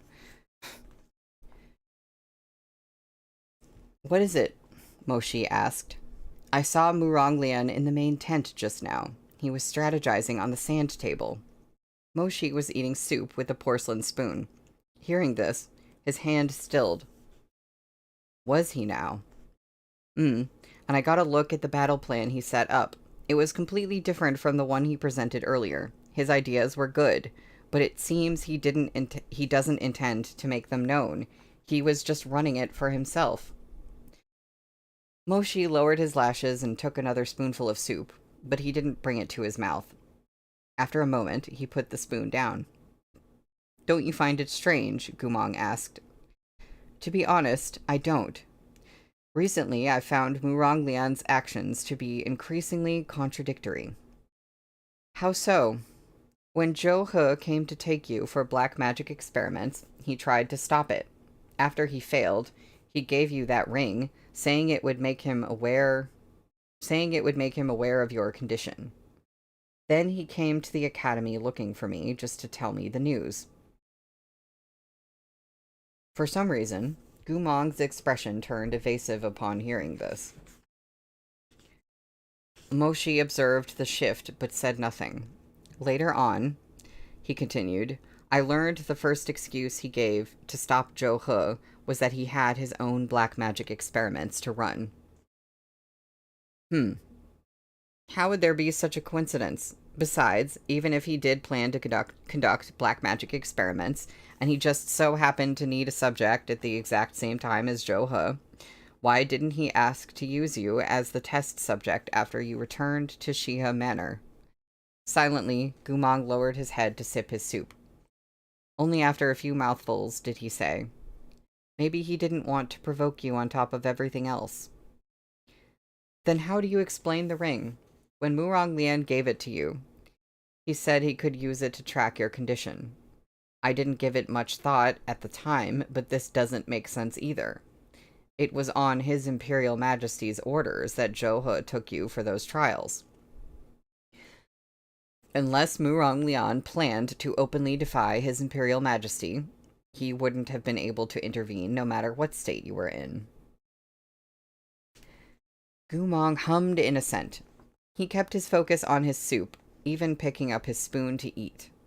Moshi knew Gumong never liked to eat soup with a spoon, unless he was trying to avoid making eye contact with him. Gumong might be able to keep his secrets before others. It was only in front of Moshi that the smallest habits exposed his feelings. To my mind, there are two possibilities as to why he gave you that ring. The first being that, if there were really a threat to your life, he would defy His Imperial Majesty and stop the experiments, even without my involvement. Gumong swallowed a mouthful of soup, chuckling as he looked up. Come on, what are you thinking? He hates me. You saw how he treated me at Lomei Pavilion. Why would he ever defy His Imperial Majesty for me? There's a second possibility, Moshi said. Murong Lian was lying. That ring didn't track your condition at all, but had some other purpose. Gumong's eyes flickered. Oh, when he gave me the ring, I did have a strange feeling, but I can't describe what it was. My head hurt, and my heart was pounding. Could that ring be imbued with some spell? Hard to say. Moshi shook his head. I'm afraid only Murong Lian knows. After Zhou He took you away, Murong Lian came to the Cultivation Academy to look for me and left a message with Zhang Yexue. He mentioned nothing else. His sole purpose was to tell me Sishu Terrace had taken you for black magic experiments. If his ring could really monitor your condition, why bother fetching me? He could go to the Emperor himself if he was concerned. Telling me would yield one result, and he knew exactly what it would be. Moshi paused. He must have been absolutely certain I would stop Zhou He. The bowl was empty. Gumong lowered his head, idly fiddling with the spoon. I was thinking about this before, Moshi continued, and the more I thought about it, the more I became convinced Murong Lian had only one motive. He didn't want those black magic experiments carried out. No other explanation makes sense.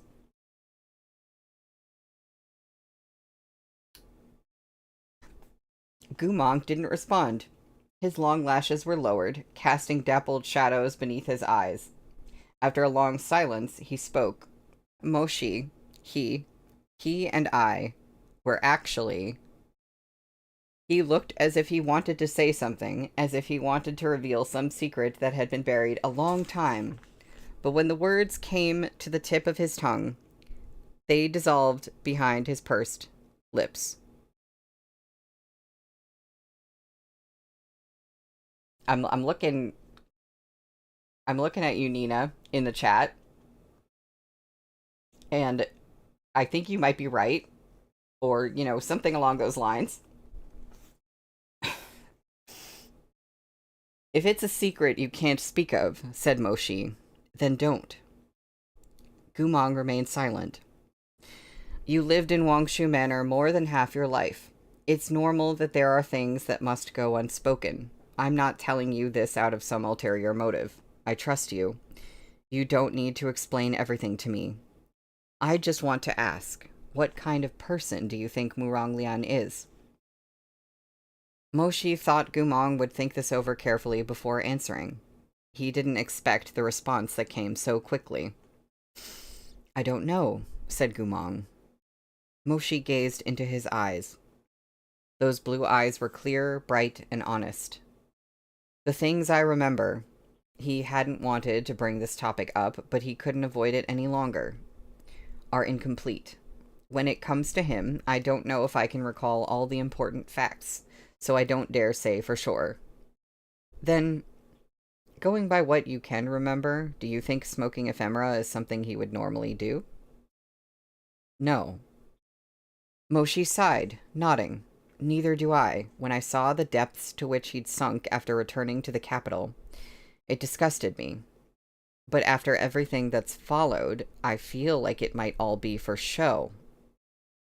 His Imperial Majesty told you about wanting to shut down Muronglian's Lome Pavilion, while the old Emperor thought of deposing his heir and naming Muronglian Crown Prince. His actions may be an attempt at self-preservation. This time, Gumong shook his head. You're wrong. Moshi was surprised. How so? All of Chonghua knows Muronglian was once closest to attaining imperial power. He appears to pose a major threat to his Imperial Majesty, but he doesn't really. He's monitored too closely. He has no room to make any moves. And precisely because he has no room, his Imperial Majesty has no need to keep too tight a leash on him. Rather, to demonstrate his leniency, his Imperial Majesty indulges him more than anyone. Gumong paused. Do you remember how he used to be, before he started smoking ephemera? Moshi sighed. Not much better. Spoiled, debauched, and aggressively competitive. Gumong nodded. That last point is key. It's true. Muronglian used to be extremely competitive. Was he not interested in self-preservation back then? Did he not worry about how his Imperial Majesty saw him? There were no major changes in the power structure of the court before he started smoking ephemera, so he couldn't be doing it to ease the Emperor's suspicions. There must be another reason. He puffed out his cheeks, then slowly exhaled. I'm just not sure what. I've been wondering whether Muronglian met with some secret misfortune that changed his fundamental character and made him give up on himself. But when I saw him strategizing in the war tent, I realized he's still that competitive Murongongza at heart. He hasn't changed. Do you know what he said? What? He said, am I really not your equal? Look, he's still holding a grudge and comparing himself to you. Moshi was struck momentarily speechless. Okay, before whatever is about to happen happens, when Muronglian said that to himself, I was wondering, was he referring to the Emperor? Like, basically saying to the Emperor, am I not your equal? I don't know why, that's like the first thought I had, because my thought was that the Emperor is like pushing him to do certain things and not, I don't know, display his full strength or something like that. That's just the feeling I get, but I have no basis on this. A sudden clamor came from outside. They heard a flurry of footsteps, followed by several people shouting in quick succession. I was only saying, why do you care so much? Don't hold me so tightly. Aren't you just a slave-born garrison soldier? Along with the sounds of scuffling and struggling, a personal guard called from outside the tent.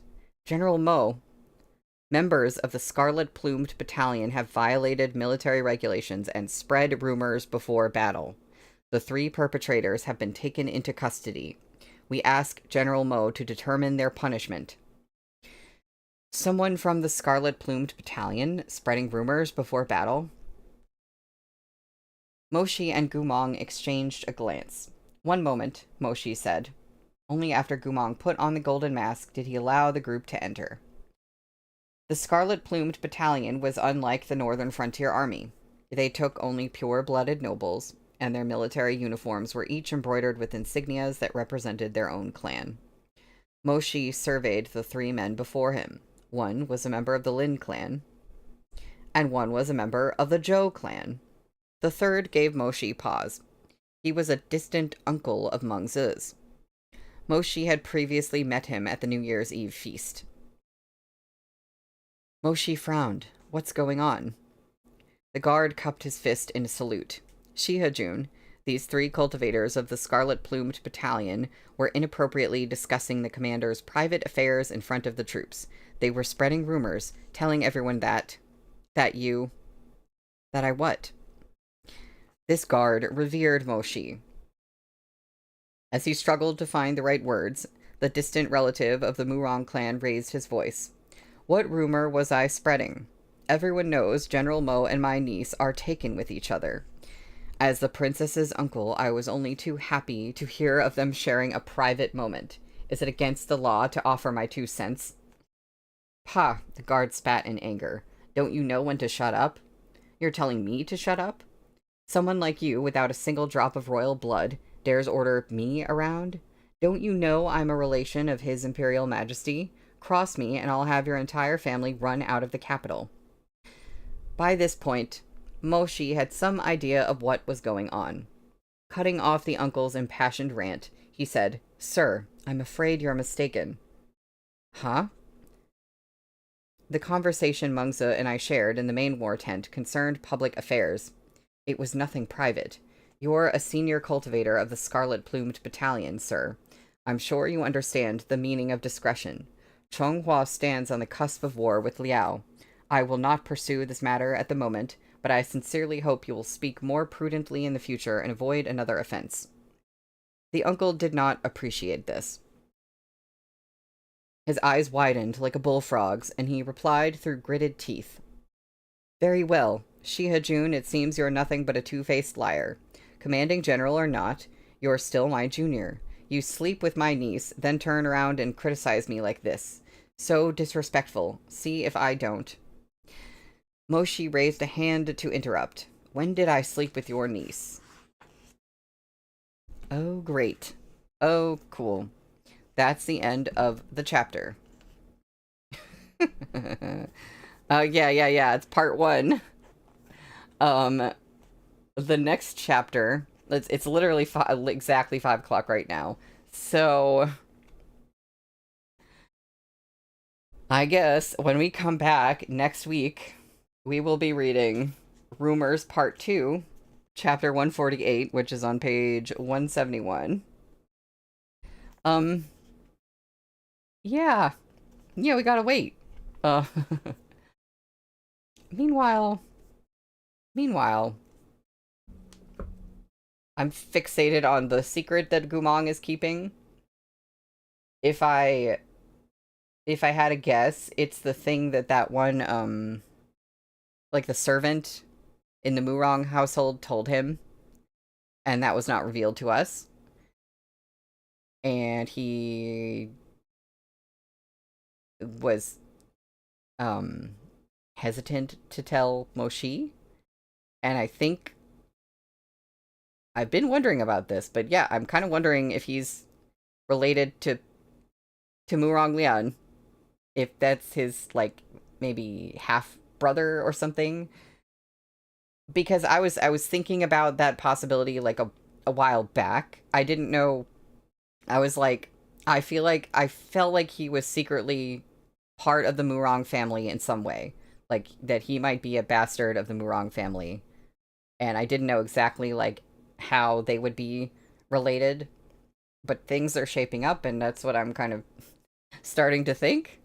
But knowing Meatbun, we're not going to get like a verification of that for a while. We've got this to deal with first. Um, so that's fun. Um, but yeah, my other thoughts are that the Emperor is pushing him to do something, and that he is,